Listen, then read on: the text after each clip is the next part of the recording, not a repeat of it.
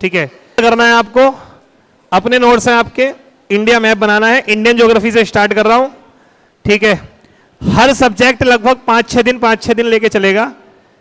तो पूरे पेपर पे, जो पूरा पेपर है उस पूरे पेपर पे बनाने की जरूरत नहीं है, ऊपर की साइड थोड़ा बड़ा बनाना, लेकिन आधे से ज्यादा पेपर पे वो मैप आ जाए इंडिया का।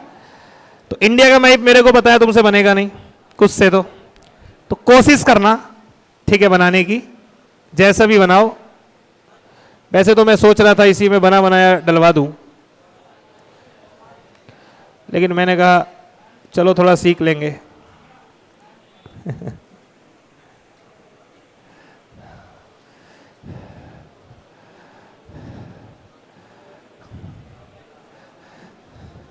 एक इंडिया का मैप बना लो, ठीक है।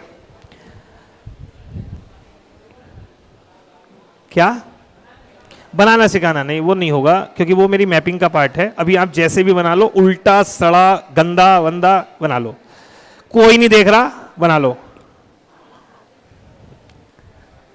बन गया, ठीक है। जैसे बता रहा हूं वैसे ही करना है, नहीं तो 2 पेपर ज्यादा बेकार हो। बस एक बना लिया ना वहां पर, बस एक बना लेना, ठीक है, ठीक है। बना लिया, हो गया, ठीक है। अभी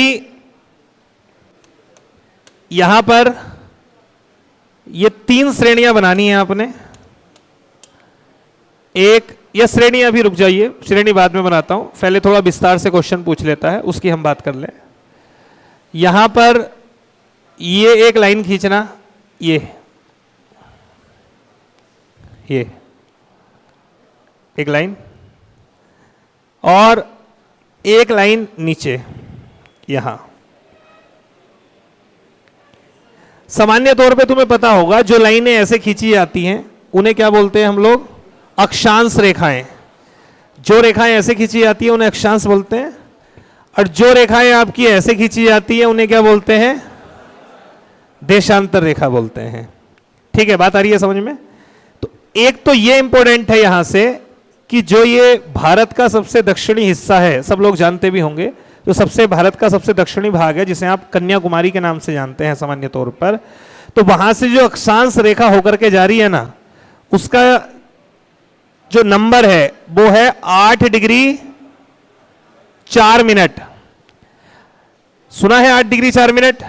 8 डिग्री से पता है, एग्जाम में पूछ लेता है कई बार कि भारत का उत्तरी और दक्षिणी विस्तार क्या है, तो वो इस तरीके से पूछ सकता है आपसे। तो कितना है? 8 डिग्री 4 मिनट। ठीक है, यहां पर उत्तरी विस्तार कितना है? जो उत्तरी है ये वाला, पता है किसी को? 37 डिग्री 6 मिनट। 37 degree 6 minute. ठीक है, ये एक चीज ध्यान रखना, दोनों के साथ नॉर्थ लगाना, इसके साथ भी उत्तरी, इसके साथ भी उत्तरी, नॉर्थ उत्तरी उत्तरी। जहां से होकर के ये रेखा जा रही है वहां पर जो बिंदु है, उस बिंदु का नाम भी आपको सबको पता ही होगा। क्या बोलते हैं उसे? इंदिरा कॉल। और जो नीचे वाला है इसे क्या बोलते हैं? इंदिरा पॉइंट। इंदिरा पॉइंट। जो इंदिरा पॉइंट है, कई बार क्या होता है वो इंदिरा पॉइंट का नाम नहीं देता। अच्छा, एक चीज और ध्यान रखना, सुनिए, यहां पर गलती कर जाएंगे थोड़ी सी, इंदिरा पॉइंट मत लिखना, क्योंकि अभी मैंने अंडमान निकोबार नहीं बनाया। अंडमान निकोबार बनाऊंगा तब इंदिरा पॉइंट लिखना सही रहेगा, ऊपर वाले का लिखना हो। आप इंदिरा कॉल लिख लिया। ये वाला जो बिंदु है यहां पर, ये, इसका नाम क्या है? Cap Comorin. इसका नाम है cap Comorin. Cap Comorin. Cap Comorin. Cap Comorin. अभी कुछ ये सोच रहे होंगे मेरे को ये सब आता है। जिनको आता है वो सही है, यही चीज तुम्हें एप्टीट्यूड तुम्हें सीखने नहीं देगा। अभी तो मैं भी तुम्हें वही बात बता रहा हूं जो तुम्हें आती है, लेकिन आगे कहानी कहां तक निकल जाएगी वो तुम्हें नहीं पता चलेगा। ये है ना, ठीक है। ये हो गया क्या, कैप कैमोरिन। कैप कैमोरिन कहां पर है? कैप कैमोरिन कहां पर है? आप कहेंगे कन्याकुमारी। कन्याकुमारी, कैप कैमोरिन, ठीक है। सबसे दक्षिणतम बिंदु है भारत की मुख्य भूमि का, भारत का नहीं है। भारत का सबसे दक्षिणतम बिंदु अंडमान निकोबार है। तो अंडमान निकोबार में जो ग्रेट निकोबार है वहां पर पड़ता है इंदिरा पॉइंट, जिसे पार्सन पॉइंट कहते हैं, जिसे पिग्मेलियन पॉइंट कहते हैं। अभी बताता हूं वो, पहले इसको समझो। यहां पर जो सबसे पूर्वी बिंदु है उसका नाम भी आप जानते होंगे, किविथु। ये कहां पर है? अरुणाचल प्रदेश। अरुणाचल प्रदेश, अरुणाचल प्रदेश, अरुणाचल प्रदेश, ठीक है। और इधर है गौहर माता, सबसे पश्चिमी बिंदु। ये कहां पर है? गुजरात। अब देखो एक चीज ध्यान रखना, जो लाइन ऐसे खींची जाती है, जैसे ऐसे खींची जाती है ये वाली, इन्हें बोलते हैं हम लोग लैटिट्यूड। ये वाली ये होती है लैटिट्यूड, अक्षांश। और जो ऐसे खिंचती है इन्हें बोलते हैं हम लोग लॉन्गिट्यूड, यानी देशांतर। तो यहां पर ये जो है ना, ये देशांतर का नंबर है, ये वाला, ये वाला। लेकिन ये जो लाइन है ऐसे, ये किसका? ये वाला तो अक्षांश का नंबर है, और ये वाला जो नंबर है ये देशांतर का है। ये मतलब ये ऐसे वाली हो गई ये अक्षांश रेखा, और ऐसे जो खिंचेगी वो होगी देशांतर रेखा। तो जो गौहर माता से होकर के गई है देशांतर रेखा, उसका नंबर क्या है? सुना है किसी ने? क्या है बताओ, कितने डिग्री देशांतर रेखा गौहर माता से होकर के जाती है? 67 degree, 68 degree 7 minute, 68 degree 7 minute. और यहां पर किविथु से होकर जा रही है 97 डिग्री 25 मिनट। अब आप कहेंगे डिग्री समझ में आ रहा है, 1 डिग्री। ध्यान रखना, 2 डिग्री के बीच की दूरी जो होती है वो लगभग 111 किलोमीटर होती है। तो आप कहेंगे मिनट का क्या कॉन्सेप्ट है? तो सेम कॉन्सेप्ट होता है मिनट का। 2 डिग्रियों के बीच में जो है वो आपके 60 मिनट होते हैं। ऐसे मिनट के बीच में सेकंड का सिस्टम होता है। 2 मिनट रेखाओं के बीच में 60 सेकंड रेखाएं होती हैं, ठीक है। तो लगभग ये मान के चलिए कि 2 अक्षांश ले लो या 2 देशांतर ले लो, उनके बीच की दूरी लगभग लगभग अप्रोक्सीमेट 110 किलोमीटर के आसपास होती है। ये मैं एक आपको अनुमान बता रहा हूं। अनुमान क्यों? जिससे कि आपको माइंड में रह ले, उसमें आप आंसर लगा लोगे। तो ये थोड़ा सा ध्यान रखना। यहां पर वो गौहर माता है, इधर किविथु है, इधर ये है। अब थोड़ा सा आगे बढ़ते हैं विस्तार को लेकर के। एक रेखा और है भारत से, जो ये तो आपको समझ में आ गया। भारत से 2 लाइन और जा रही हैं इंपॉर्टेंट, एक अक्षांश रेखा है और एक देशांतर रेखा है। इसमें एक देशांतर रेखा जो लगभग भारत के बीच से होकर के जाती है, जिसका नाम है भारतीय मानक समय रेखा। तो अब वो इसमें मत बनाना, वो साइड में नीचे कहीं जगह हो तो वहां पर लिख लेना भारतीय मानक समय रेखा। भारतीय मानक समय रेखा, मानक समय रेखा। भारतीय मानक समय रेखा किसको कहा जाता है? सबको पता होगा, 82.5 डिग्री पूर्वी देशांतर। यहां पर लाइन ध्यान रखना जो मैं बोल रहा हूं, पूर्वी लिखा है, पूर्वी यानी ईस्ट, पूर्वी देशांतर। क्योंकि हम लोग कहां पर हैं? पूर्वी भाग में है ना, इसलिए 82.5 डिग्री पूर्वी देशांतर को क्या कहा जाता है? इंडियन स्टैंडर्ड टाइमलाइन कहा जाता है, भारतीय मानक समय रेखा कहा जाता है, ठीक है। क्वेश्चन पूछेगा भारतीय मानक समय रेखा की खास बात क्या है? हमारे यहां का पूरा टाइम जो है वो इसी पर आधारित होता है। और ये भारत के कितने राज्यों से होकर के जाती है? 5 राज्य से होकर के जाती है। 5 राज्य इंपॉर्टेंट है। और इसमें तो आपको पता है, आपके उत्तर प्रदेश का जो मिर्जापुर है वो खास करके बहुत ज्यादा वो फेमस है, क्योंकि बिल्कुल मिर्जापुर से होकर के गई है। तो पूरे ऑल ओवर इंडिया का जो टाइम है ना, वो कहां से कहना चाहिए कोऑर्डिनेशन बैठता है उसका? मिर्जापुर से, क्योंकि ये मिर्जापुर से ये लाइन होकर के जा रही है। तो 5 राज्य कौन कौन से हो गए? हाँ, कोई कुछ कह रहा है? हाँ, राज्यों के, वही तो लिखवा रहा हूं मैं राज्यों के बता रहा हूं लाइन। ठीक है, 5 राज्य भारतीय मानक समय रेखा जहां से होकर के जा रही है।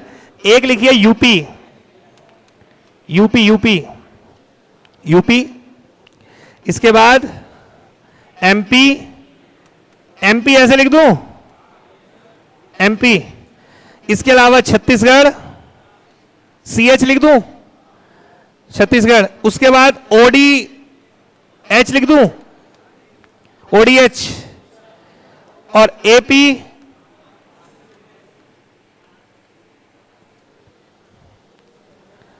एपी मतलब आंध्र प्रदेश।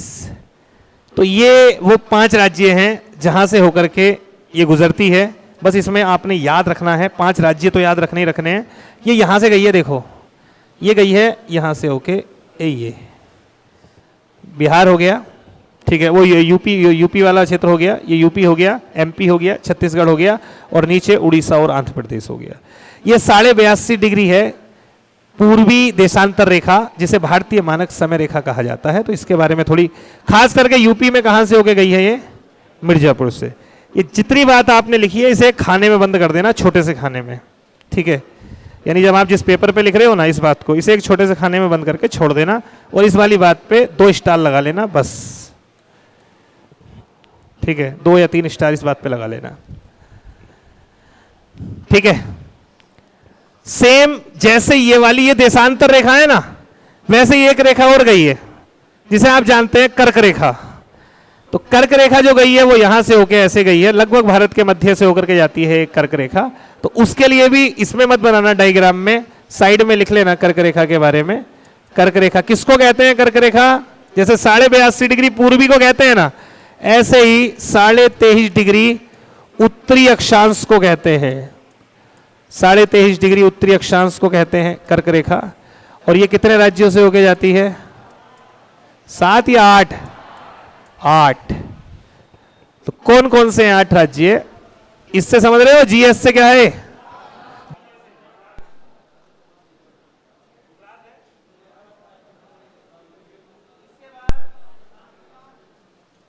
राजस्थान, फिर एमपी, फिर छत्तीसगढ़, फिर झारखंड, फिर वेस्ट बंगाल। बस ये तो 6 याद हो ना हो, 2 मेरे कहने से याद कर लो, ये 6 मत करो याद चाहे। एक त्रिपुरा और एक मिजोरम। क्यों? वो मैं बताऊंगा तुम जब एक क्वेश्चन लगाओगे। ये तुम्हें मैं प्रिपेयर कर रहा हूं, जो पीछे 134 प्रश्न दिए हुए हैं आप उनका आंसर लगा लो। और मुझे उम्मीद है कि जब मैं ये क्लास खत्म करूंगा तो आप उनके आंसर लगा पाओगे।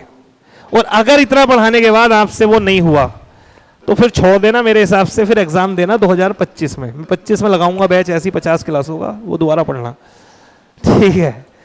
तो कर्क रेखा के बारे में 23.5 डिग्री उत्तरी अक्षांश को कर्क रेखा कहा जाता है, और दक्षिणी वाले को मकर कहा जाता है। मकर तो भारत से होके नहीं जाती है, कर्क जाती है। और इसके कितने हैं राज्य आपके? 8। गुजरात है, राजस्थान है, एमपी है, छत्तीसगढ़ है, झारखंड है, वेस्ट बंगाल है, त्रिपुरा है और मिजोरम। यहीं पर 2 बात लिख लेना इंपॉर्टेंट। क्या?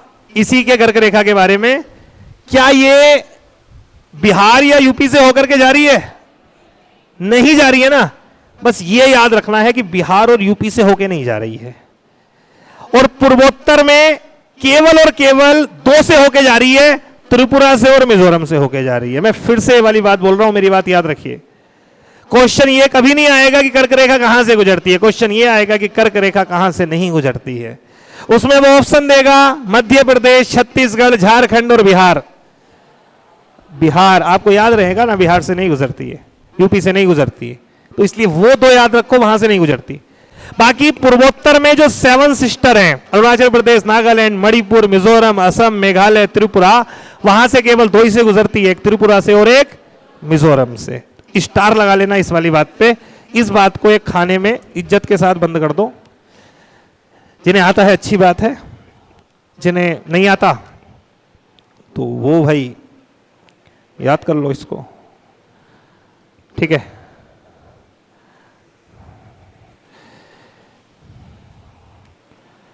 अभी नक्शे में कुछ ज्यादा भरना मत, ठीक है, हो गया। अब क्या करना है आपने, यहां पर आ जाओ। ये है, इसको मैं थोड़ा सा, तुम तो नहीं कर सकते, मैं तो कर ही सकता हूं, छोड़, चलो यहीं बना देता हूं। यहां पर ये क्या है, ऐसे बना दो, इसे क्या बोलेंगे, अंडमान निकोबार, ये होगा ना अंडमान निकोबार। और यहां पर क्या है, यहां ये है जी लक्षद्वीप, ये है लक्षद्वीप, अंडमान और ये है लक्षद्वीप। तो लगभग पेपर हो सकता है भर गया हो। अगले पेपर पे एक हेडिंग डालना छोटी सी, अंडमान निकोबार, अंडमान निकोबार।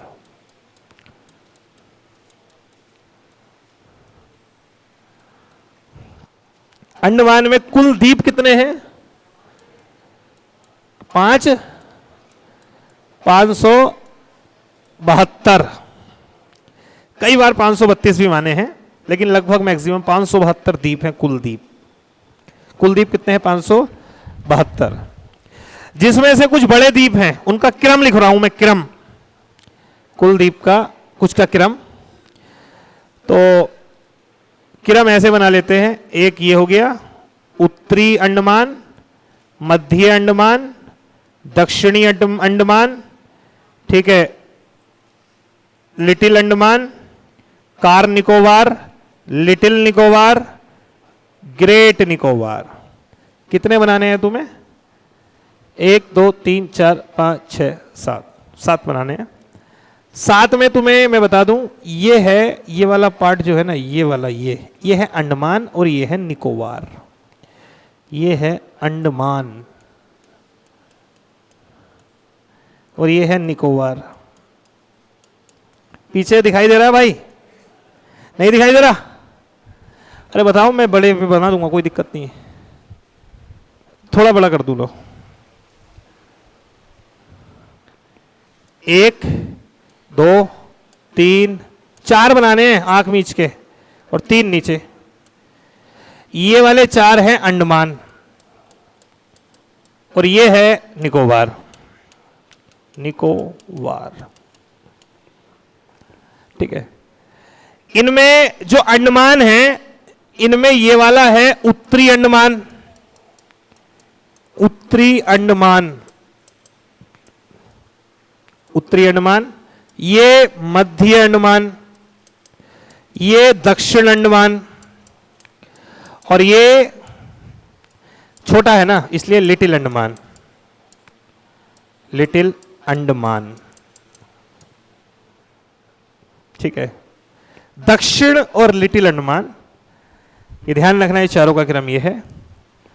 और नीचे वाला कार, ये निकोबार है, तो इसमें जो ऊपर वाला है, ये है कार निकोबार, कार निकोबार, ये है भाई, देखो घर से तो तुम्हें पढ़ना पड़ेगा ही, ठीक है। कार निकोबार, लिटिल निकोबार और great Nicobar, great Nicobar, great Nicobar, ठीक है। पहले इतना लिख लो, ज्यादा जगह मत घेरना, छोटा छोटा लिखना। पेपर मात्र 4 हैं, पेज 4 हैं, और बहुत कुछ है पढ़ने के लिए, तो इसलिए ज्यादा नहीं, उतना जितना आप घर जाके पढ़ सको, ठीक है। क्वेश्चन क्या आ सकता है, पहला, इनमें से कोई 4 नाम उठा के दे देगा और बोलेगा सबसे उत्तर में बताओ कौन सा है। तो आपने ऐसे याद रखना है कि अंडमान में 4 और निकोबार में 3, अंडमान में उत्तरी, मध्य, दक्षिण, लिटिल, और निकोबार में कार, लिटिल और ग्रेट। ग्रेट मतलब होता है बड़ा, तो इसमें 2 ही हैं, लिटिल और ग्रेट। तो एक क्वेश्चन पूछेगा सबसे उत्तर में कौन है, और एक पूछेगा सबसे दक्षिण में कौन है। ये वाला याद जरूर रखना भाई साहब, ग्रेट निकोबार, कुछ भी भूल जाना, ये मत भूल जाना, ग्रेट निकोबार सबसे दक्षिण में है। तो जब ये सबसे दक्षिण में हुआ, तो इसकी देशांत अक्षांश रेखा ध्यान रखना, इसकी 6 डिग्री 45 मिनट सबसे दक्षिण है ये। तो भारत का सबसे दक्षिणी बिंदु ये वाली देशांतर रेखा है। और विषुवत रेखा कहां पर है? विषुवत रेखा तो यहां पर है भाई, 0 डिग्री। ये है भी ना विषुवत रेखा, तभी तो होगा 1 2 3 4 5 6 ऐसे, ठीक। यहां पर बिंदु है, यहां पर एक ऐसे करके बिंदु बना हुआ है और उसका नाम है इंदिरा पॉइंट। कोई गया है आप में से इंदिरा पॉइंट? कोई गया हो अंडमान वगैरह धोखे धड़ाके में, रात रात में पहुंच गया हो सपने में? गया है कोई? नहीं गया? तो इंदिरा पॉइंट क्या है ना, ग्रेट निकोबार के लास्ट में जाके जो समुद्री क्षेत्र है वहां एक पिलर खड़ा हुआ है, लास्ट बॉर्डर एक पिलर है ऐसे खड़ा हुआ बिल्कुल समुद्र के साइड में। पार्क है, पार्क में एक ऐसे करके पिलर खड़ा हुआ है, वही है इंदिरा पॉइंट, ठीक है। वो लास्ट है हमारे उसका, इसे ही कहा जाता है इंदिरा पॉइंट। कोई पिगमेलियन पॉइंट, पिगमेलियन, पिगमेलियन इसे कहा जाता है, और इसे ही पार्सन पॉइंट भी कहा जाता है, पार्सन बिंदु, Parson point, Pygmalion point, Indira point इसे कहा जाता है। कहां है? सबसे इंपॉर्टेंट बात है, कहां पर है? ग्रेट निकोबार में। स्टार लगाओ 3। कहां है? ग्रेट निकोबार में, ठीक है। सबसे जो है ये कहां पर है? ये ग्रेट निकोबार में है, इसको थोड़ा सा याद रखना। अब क्या है, इन जितने भी ये आपके द्वीप हैं इनके बीच में कुछ महत्वपूर्ण लाइन है, और मेनली उन लाइनों में 2 इंपॉर्टेंट लाइन है। एक तो जो अंडमान और निकोबार को बांट रही है, इसका नाम याद रख लेना। क्या नाम है इसका? कितने डिग्री चैनल? 10 डिग्री चैनल इसका नाम है, चैनल 10 डिग्री चैनल कहते हैं। आपसे पूछा जाएगा 10 डिग्री चैनल किस किस के बीच में, बताओ किस किस के बीच में है? अंडमान निकोबार नहीं आएगा एग्जाम में, ऐसे आएगा लिटिल अंडमान ग्रेट अंडमान के बीच में, ठीक है। लिटिल अंडमान कार निकोबार के बीच में, कार निकोबार लिटिल निकोबार के बीच में, ऐसे आएगा। तो आपने अंडमान का लास्ट याद रखना है लिटिल अंडमान, निकोबार का शुरू में याद रखना है कार निकोबार। तो पढ़ना तो पड़ेगा घर जाके, मेहनत तो करनी पड़ेगी। ये 1.5 घंटे की क्लास काफी हावी रहेगी तुम पे, थोड़ा ध्यान से दोगे तो पढ़ लोगे, नहीं तो फिर ढूंढोगे, ठीक है। इसके अलावा एक पूछेगा ये वाली लाइन, ये वाली दक्षिण अंडमान और लिटिल अंडमान के बीच, इसे कहा जाता है डुंगन पास, डुंगन पास, इसे कहते हैं डुंगन पास, डुंगन पास या डंगन पास पूछ ले या कुछ भी पूछ ले, तो ये किसके बीच में है? स्टार लगाओ इस पे, बहुत महत्वपूर्ण है भाई। किसके बीच में है? देखो, दक्षिण अंडमान और लिटिल अंडमान के बीच में है, दक्षिण अंडमान और लिटिल अंडमान के बीच में है ये, ठीक है। इसके अलावा एक तुमसे पूछेगा कि अंडमान निकोबार की सबसे सर्वोच्च चोटी कौन सी है? सब जानते हैं सैडल पीक है, लेकिन प्रश्न यह है सैडल पीक इनमें से किस पे है? वो क्वेश्चन आएगा अंडमान निकोबार की सबसे ऊंची चोटी सैडल पीक किस द्वीप पर अवस्थित है? ऑप्शन उत्तरी अंडमान, मध्य अंडमान, कार निकोबार, ग्रेट निकोबार। उत्तरी अंडमान पर है। यही मार नहीं खानी तुमने, तभी तो कह रहा हूं ये पेपर जो है ना, ये फैक्चुअल डाटा का है, ये जो क्लासे में आपको बताऊंगा तो इसमें मैं फैक्चुअल डाटा उठाऊंगा खास करके। तो यहीं पर है अवस्थित क्या? सैडल पीक, ठीक है। पर्वत श्रेणी और भी है, धीरे धीरे क्वेश्चंस में कुछ आएगा वहां पर हम ले लेंगे, अभी यहां पे थोड़ा बेसिक लेते हुए चलते हैं, ठीक है।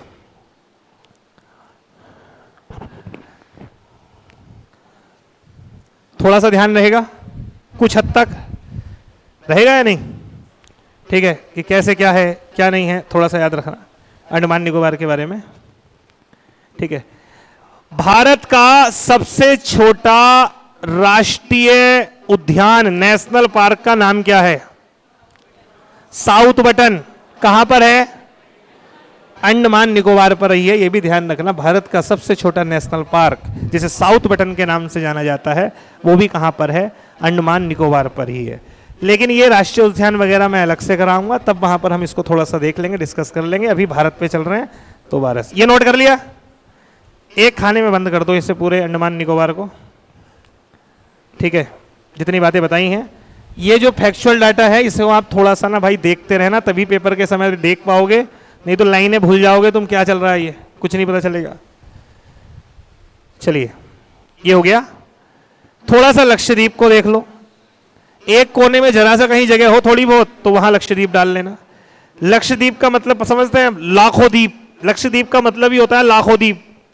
लक्ष का मतलब लाख है, द्वीप मतलब भी लाखों द्वीप, लाख है नहीं वैसे। तो लक्षद्वीप में क्या है ना, दो तरीके के कुछ साइड में बना लेना कहीं पर भी लक्षद्वीप को। लक्षद्वीप, पहली खास बात पता है क्या है, आपसे पूछे कि सबसे छोटा केंद्र शासित प्रदेश कौन सा है, आंसर क्या लगाओगे, लक्षद्वीप लगाना। सबसे छोटा यूटी, सबसे छोटा यूटी मतलब समझ रहे हैं, यूनियन टेरिटरी, ये कौन सा है, लक्षद्वीप है। इसके अलावा जो लक्षद्वीप है ना, इसका एक बड़ा फेमस द्वीप है, लक्षद्वीप का एक बड़ा, तीन चीज बनाना आप इसमें, ये और इसका नाम लिखना आप, जो मैंने ब्लैक से बनाया है इसका नाम लिखना मालदीप। मालदीप क्या है, एक अलग देश है। इसका नाम लिखना मिनिकाय। मिनिकाय एक लक्षद्वीप का ही आइलैंड है। और इसका लिखना मेन लक्षद्वीप, यानी लक्षद्वीप की मुख्य भूमि ये है। तो ये तीन चीजें लिख लेना। दिखाई नहीं दे रहा उधर वालों को, रुको फिर,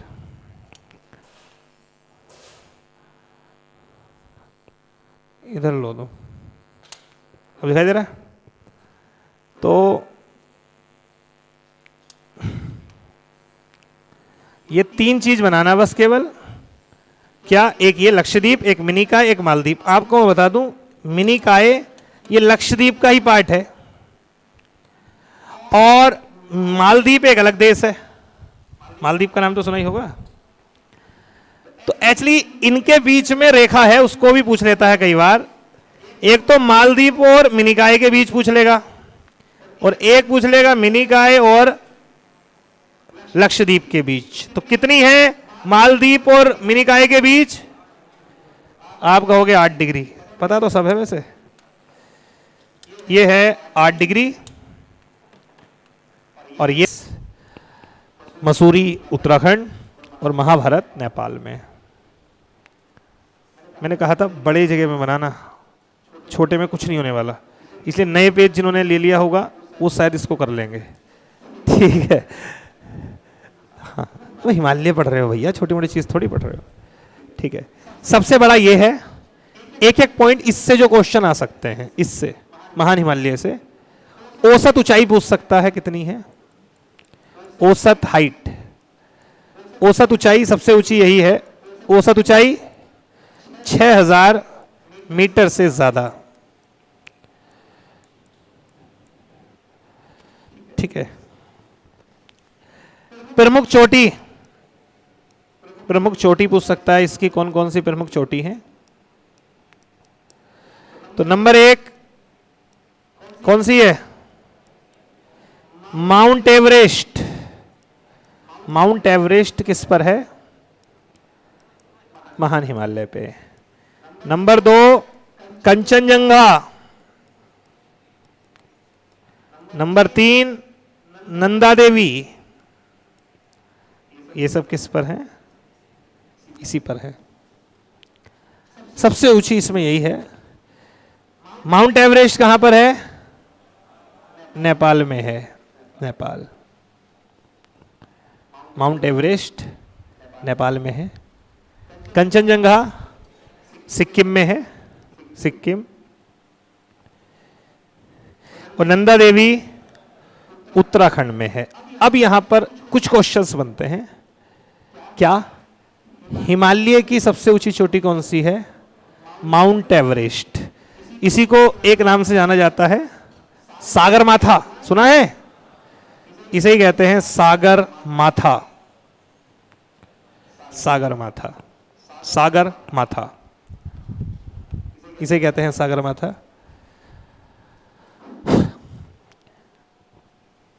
क्वेश्चन पूछेगा हिमालय की सबसे ऊंची चोटी माउंट एवरेस्ट। क्वेश्चन पूछेगा हिमालय की भारत में सबसे ऊंची चोटी कंचनजंगा। हिमालय की भारत में सबसे ऊंची चोटी कंचनजंगा। भारत की सबसे ऊंची चोटी K2, लेकिन वो हिमालय का पार्ट नहीं है, वो ट्रांस हिमालय का पार्ट है, काराकोरम का पार्ट है। और ये किसका पार्ट है? ये तो बृहद हिमालय का ना, हिमालय का पार्ट है। ये तो महान हिमालय, ग्रेटर हिमालय का पार्ट है। तो ये क्वेश्चन पूछेगा। नंदा देवी कहाँ पर है? उत्तराखंड में है। बाकी और भी चोटियां हैं, वो क्वेश्चंस जो आते हैं वो मैं डिस्कस कर लूंगा अभी आपसे, ठीक है। त्रिशूल है, कामेत है, नेपाल में है अन्नपूर्णा, मकालू कुछ है आपकी, तो वो सब। तो इसको आप थोड़ा सा लिख लेना इसे, ठीक है। अब यहां पर देखिए, यहां से क्या क्वेश्चन पूछेगा? यहां से पीर पंजाल से, इसे साफ कर दूं भाई? हो गया क्या? नहीं हुआ अभी? ठीक है, नहीं हुआ तो कोई बात नहीं। क्वेश्चन आपसे पूछेगा पीर पंजाल से। पीर पंजाल कहां पर है? पहले तो इंपॉर्टेंट ये है, बताओ कहां पर है? जम्मू। किसका पार्ट है? महान हिमालय का पार्ट है। अब देखो, जहां पीर पंजाल मध्य हिमालय का पार्ट है, अब देखिए पीर पंजाल जहां लिख रहा है, मैं आपको इसको बताता हूं, आप ऐसे करके बना लेना। यह है, यहां बनाना, कहीं जगह हो थोड़ी सी, ये डायग्राम को छोड़ के थोड़ा सा ऐसे बनाना आप। ये डायग्राम बनाना एक, ये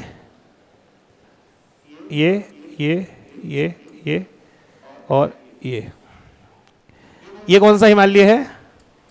महान। ये मध्य और ये शिवालिक। तो इसका क्या नाम है? पीर पंजाल। ये पीर पंजाल जम्मू कश्मीर है ना, तो यहां पर इसका नाम हो गया पीर पंजाल। पीर पंजाल। इसका नाम क्या है? इसका धौलाधर, वो पता है ना धौलाधर। ये मसूरी और ये महाभारत। ये महाभारत, समझ रहे हैं? अब देखिए, ये वाला है पीर पंजाल। पीर पंजाल से क्या क्वेश्चन आएंगे वो बताता हूं मैं आपको। पीर पंजाल से क्या क्वेश्चन पूछेगा? पीर पंजाल के इस पार, यानी ये वाला जो भाग है ना, ये मध्य हिमालय है और ये महान हिमालय, तो उस पार है यहां पर कश्मीर घाटी यानी श्रीनगर। तो ये जो पीर पंजाल है ना, इस पीर पंजाल श्रेणी के इधर है श्रीनगर और इधर है जम्मू। जम्मू यानी यहां है, ये है जम्मू और ये है श्रीनगर, यानी कश्मीर घाटी। श्रीनगर किधर है? कश्मीर घाटी में ना, कश्मीर घाटी। ये यानी ये है पीर पंजाल श्रेणी, ये वाली श्रेणी है पीर पंजाल श्रेणी। तो अब आपको अगर जाना है जम्मू से श्रीनगर, तो क्या करना पड़ेगा? पार करना पड़ेगा। किसे? पीर पंजाल को पार करना पड़ेगा। तो पीर पंजाल को पार करने के दो रास्ते हैं आपके पास। एक है पीर पंजाल दर्रा, एक है पीर पंजाल दर्रा और एक है बनिहाल दर्रा। बनिहाल दर्रा किस किस को जोड़ रहे हैं? जम्मू को श्रीनगर से जोड़ते हैं। अभी मेरे को जवाब देना, श्रीनगर को लेह से कौन जोड़ता है? श्रीनगर को लेह से जोजिला, और वो किस में पड़ता है? जास्कर में पड़ता है, वो जास्कर में पड़ता है। एक क्वेश्चन तो भाई ये पूछेगा तुमसे, और दूसरा क्वेश्चन पूछेगा जो ये मध्य हिमालय है ना, इस पे घास के मैदान पाए जाते हैं, है ही पाए जाते हैं घास के मैदान। तो पीर पंजाल पे जो घास के मैदान पाए जाते हैं उन्हें क्या कहते हैं? उन्हें कहते हैं मर्ग, जैसे सोनमर्ग और गुलमर्ग। ठीक है, तो एक बात और नोट कर लेना इस पे, यहां पर जो घास के मैदान होते हैं, घास के मैदान, उसे कहते हैं सोनमर्ग, यानी मर्ग कहते हैं, मर्ग जिसके साथ भी मर्ग लग जाए उसे क्या कहते हैं? उसे घास के मैदान। अच्छा, घास के मैदान चारों पर पाए जाते हैं। पीर पंजाल पे कहते हैं मर्ग, धौलाधर में कहते हैं थीच, मसूरी में कहते हैं आपने सुना होगा बुग्याल या पयाल। सुना है बुग्याल या पयाल? हाँ, यहां पर कहते हैं बुग्याल या पयाल। वैसे ज्यादा आपसे नहीं पूछेगा घास के, या तो पीर पंजाल में पूछेगा, उन्हें कहते हैं मर्ग। और जो यहां होते हैं उत्तराखंड में, मसूरी में, यानी मसूरी के नाम से जानते हैं, यहां जो होते हैं उन्हें कहते हैं बुग्याल या पयाल। मैं फिर से कह रहा हूं, क्वेश्चन अगर आ जाए कि पीर पंजाल पर पाए जाने वाले घास के मैदान को क्या कहते हैं, ऑप्शन में बुग्याल हो पयाल हो, गलत हो जाएगा, वो सही होगा मर्ग। इसलिए सोनमर्ग या गुलमर्ग आपको मिलेगा कहां, जम्मू एंड कश्मीर में, क्योंकि पीर पंजाल वहां पर है। और पूछे बुग्याल या पयाल कहां पाए जाते हैं, उत्तराखंड में, जैसे दयारा बुग्याल हो गया, ठीक है, बेदनी बुग्याल हो गया, कई सारे बुग्याल हैं। तो ये थोड़ा सा आप याद रख लेना, यहां से बस ये क्वेश्चन बन सकता है और कोई नहीं बनेगा। एक क्वेश्चन पूछेगा हिल स्टेशन से, हिल स्टेशन से, क्योंकि मध्य हिमालय में ही हिल स्टेशन होते हैं। मैं बात कर रहा हूं मध्य हिमालय, इसी मध्य में क्या होते हैं, हिल स्टेशन होते हैं, हिल स्टेशन, ठीक है, इसी में हिल स्टेशन होते हैं। हिल स्टेशन होते हैं घूमने के स्थान, हिल स्टेशन। तो हिल स्टेशन हिमाचल में भी होंगे, जम्मू कश्मीर में भी होंगे, उत्तराखंड में भी होंगे और नेपाल में भी होंगे। पूरे भारत में है वैसे तो हिल स्टेशन, लेकिन मैं आपको बता दूं हिल स्टेशन कुछ पूछता है। टीसीएस जहां तक है वो उत्तर भारत के हिल स्टेशन नहीं पूछता, वो दक्षिण भारत के पूछता है, ठीक है। तो अब मैं पहली बात आती है, यहां से कौन से पूछ सकता है, मुझे बताओ डलहौजी हिल स्टेशन कहां पर है, हाँ हिमाचल में। ये हो गया लेवल यूपीपी का, एसआई का, या इन सब में पूछ लेता है या पूछे। अब ऊपर चलते हैं TCS level. Daringbadi hill station कहां पर है, मैं लिख रहा हूं, दरिंगबाड़ी हिल स्टेशन कहां पर है बताइए। चैल हिल स्टेशन कहां पर है, माथेरान हिल स्टेशन कहां पर है, पता है किसी को एक भी। ये लेवल है टीसीएस का, तो हमें इस लेवल को पकड़ना है, तब आप रिदम में आओगे। लेकिन वहां तक मुझे लाने के लिए तुम्हें बेसिक थोड़ा सा बता के फिर आना पड़ेगा। इसलिए मैं कह रहा हूं ना, बहुत विश्लेषण के बाद में, समझने के बाद में फिर मैं ये क्लास मैंने रखी है, नहीं तो इतनी बड़ी इज्जत आप पे नहीं लगाता मैं कि ओरिएंटेड बैच शुरू कर रहा हूं, और वो भी मैं खुला दावा कर रहा हूं, आओ CHSL वाले और आओ SSC वाले, ठीक है। तो क्योंकि मैं फिर से बताया, मैं फाउंडेशन बैच पढ़ाता हूँ, टारगेट बैच में नहीं पढ़ाता। वो तो मैंने, अब जब लोग कहने लगे ये वाली बात, बच्चे कहने लगे सर आप जो GS पढ़ाते हैं वहां से SSC में क्वेश्चन, भाई क्यों आएंगे वहां से, वो तो फाउंडेशन है ना, उसका लेवल ही अलग है TCS। मैं उसके लिए थोड़ी पढ़ाता हूँ, मुझे आपको अगर अजमाना है तो मेरा पेपर दे के आओ, UPPCS, RO दे के आओ, लोअर BCS दे के आओ, APS का आएगा वो देना, उसमें मेरे को अजमाना, उसमें टेस्ट चेक करना मेरे को, ठीक है। इसमें चेक थोड़ी करोगे, इसमें आप करना चेक मेरे को, किसी वनडे एग्जाम में चेक करना जाओ, जितनी मैं 50 सीटें दूंगा, ठीक है। तो ऐसे वो दक्षिण भारत के कुछ पूछ लेता है, मैं लिखवा दे रहा हूं आपको, नोट कर लो आप, ठीक है। ये जो है आपका दरिंगबाड़ी, ये भी लिख लेना। अच्छा, यहाँ के हिल स्टेशन में दरिंगबाड़ी तो आप लिख लेना, ये उड़ीसा में है, उड़ीसा, ये उड़ीसा में है, दरिंगबाड़ी उड़ीसा, ठीक है। चैल ये हिमाचल में है, हिमाचल प्रदेश, और हिमाचल प्रदेश में डलहौजी है, चैल और डलहौजी। माथेरान महाराष्ट्र,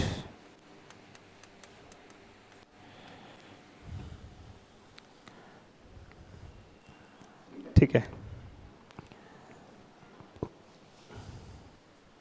माथेरान महाराष्ट्र, चैल हिमाचल प्रदेश, दरिंगबाड़ी उड़ीसा, ODH उड़ीसा। नैनीताल तो बता ही दोगे उत्तराखंड में है। यह पूछेगा आपसे मसूरी कहाँ पर है, तो वो भी बता दोगे उत्तराखंड में ही है, तो वो आप कर लोगे। इसको थोड़ा सा ध्यान रखना, मध्य हिमालय से ये क्वेश्चन आपसे पूछ लेता है, ठीक है। नीचे वाला है शिवालिक, शिवालिक से कोई क्वेश्चन आपसे नहीं पूछने वाला, शिवालिक से ना कोई क्वेश्चन बनेगा ना कुछ बनेगा, कुछ नहीं ऐसा बनना है, तो थोड़ा ध्यान रखना। इतनी बात नोट हो गई है, ठीक है। तो मैं जा रहा हूं यहां, इधर, तो देखो काराकोरम, लद्दाख, जोस्कर, ये कौन सा हिमालय है? महान हिमालय, ये पीर पंजाल, ये और ये महाभारत, और ये शिवालिक हो गया। क्लियर है भाई? चलिए अब क्या कह रहे हो? टाइम यार मत कर, टाइम का प्रेशर मत डालो। देखो इसलिए मैं कह रहा हूं जिनको एग्जाम दे, टाइम का प्रेशर आप डालोगे तो बड़ी दिक्कत हो जाएगी। देखो दो चीजें आप मेरे से ले सकते हो। क्या? एक तो कि हमें भाई साहब आप कोर्स करवा दो, हमारा पेपर है, कब है CHSL का? कब है? अगस्त में है। मतलब मेरे पास क्या है, जून और जुलाई है। तो या तो जून और जुलाई में तुम्हारा सिलेबस करा दूं, आप अगस्त में CHSL में स्कोर कर लो। जिनका पेपर है उसमें SSC का, तब तक तो वो उनका तो हो ही जाएगा। तो इसलिए थोड़ा सा चलने दो, मजा आ रहा है, खत्म कर लेते हैं, क्या हो गया। मैं मान रहा हूं भूख लग रही होगी। अच्छा तुम्हें तो चलो तुम तो बैठे हो, मैं तो सुबह 7 बजे से बोल रहा हूँ, कंटिन्यू बोल रहा हूँ, 7 से 8, 8 से 9, 9 से 10, 10 से 11, 11 से 12, 12 से 1, 1 से 2, 2 से छुट्टी होगी। अब थोड़ा सा कर लो काम, ठीक है। मैं पहला दिन है, मैं ज्यादा तुम्हें शोषण नहीं करूंगा तुम्हारा। 5-10 मिनट तोड़ दोगे? हाँ वही मैं कह रहा हूँ ना, कल से मैं फिर से कह रहा हूँ, सीट ये वाली सीट तो मुझे लगता है 2 दिन ले लेगी, लेकिन आपने फिर आगे से सीट को खुद लेके आना है, तो इसको थोड़ा समझ लो। अगला है, यहां पर ये एक पर्वत है, नाम है, या चलो इसको कर बेहतर करेंगे, पहले नीचे आ जाओ सीधा, इसे बीच में बाद में भरेंगे, पहले नीचे वाला क्लियर हो जाए। नीचे में ये आ जाओ, यहां ये, यहां ये, इसे बोलते हैं हम लोग सह्याद्री, इसे बोलते हैं पश्चिमी घाट। पश्चिमी घाट इसे बोलते हैं पश्चिमी घाट। मैप में लिख लेना वहां पर इसे बना करके पश्चिमी घाट, और अगले पेपर पे हेडिंग डाल देना पश्चिमी घाट। पश्चिमी घाट, पश्चिमी घाट हेडिंग डाल देना। पश्चिमी घाट भी पर्वत है तो हेडिंग डालना पश्चिमी घाट। ये फेवरेट है, जहां तक तुम बैक ईयर लगाओगे, जब क्वेश्चन लगाओगे ना जो पीछे लगे हुए हैं, तब आपको समझ में आएगा जो मैं बोल रहा हूं। ठीक है,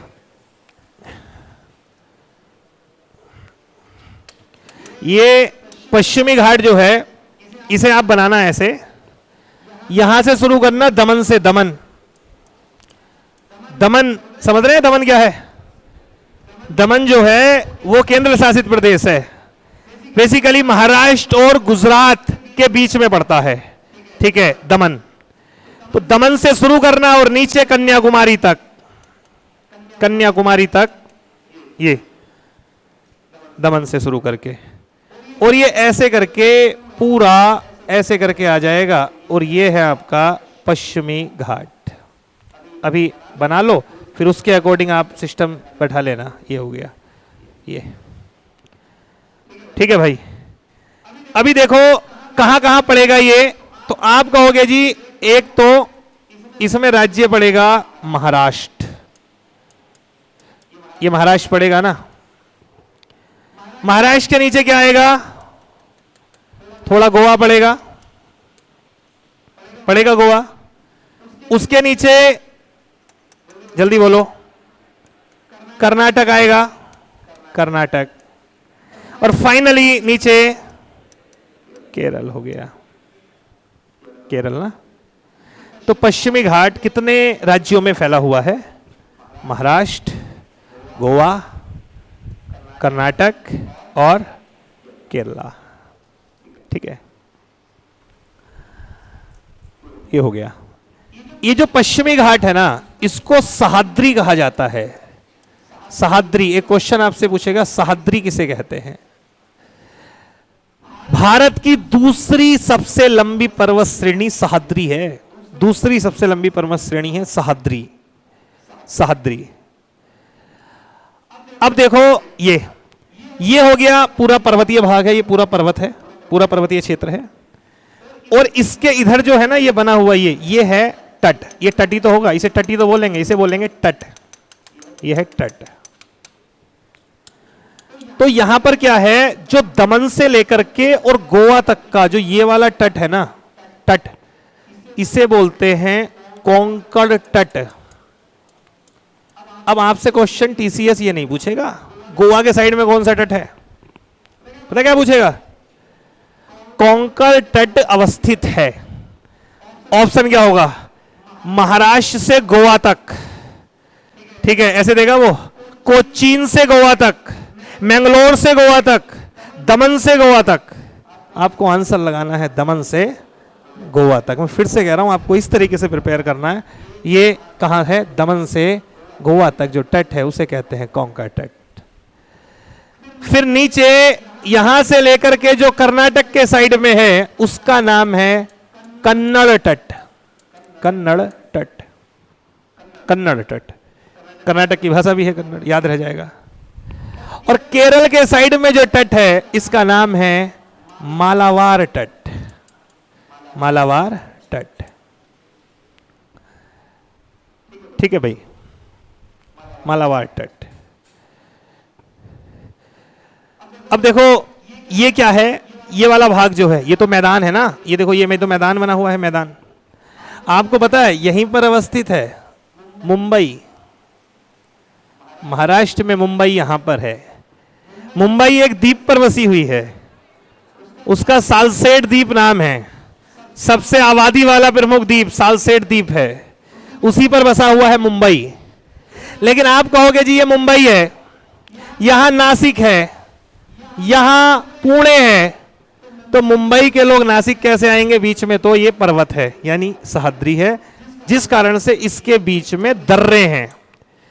दर्रे जैसे यहां पर 2 दर्रे हैं, नीचे भी प्रमुख रूप से 2 दर्रे हैं। आपसे ये दक्षिणी जो पश्चिमी घाट है ना, इसमें जो दर्रे हैं इनके नाम पूछेगा, क्रम पूछेगा ऊपर से नीचे का। तो इसी में नीचे एक इंपोर्टेंट लिख देना, पश्चिम घाट के दर्रे, पश्चिम घाट के दर्रे।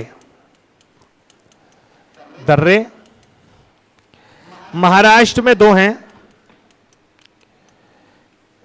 एक है थाल घाट, एक है भोर घाट। थाल घाट और भोर घाट। केरला में 2 हैं, एक पाल घाट, एक सेनकोट्टन। थोड़ा ऊपर लिख देता हूं ना, थाल घाट और भोर घाट। और नीचे केरल में भी लिख देना भाई 2, एक पाल घाट और एक सेनकोट्टन। सेनकोट्टन, पाल घाट और सेनकोट्टन। भाई ये ध्यान रखना, नंबर 1 थाल घाट, नंबर 2 भोर घाट, नंबर 3 पाल घाट, नंबर 4 सेनकोट्टन। ये क्रम है ऊपर से नीचे का। बस आपसे वो क्या पूछेगा, पाल घाट, या ऐसे दे देगा थाल घाट कहां है, भोर घाट कहां है, पाल घाट कहां है, वो ऐसे राज्य के नाम दे देगा। और ये पूछ लेगा ये कहां पर है, ये कहां पर है, आपके जो पश्चिमी घाट है वो वहां पर है, पश्चिमी घाट, ठीक है।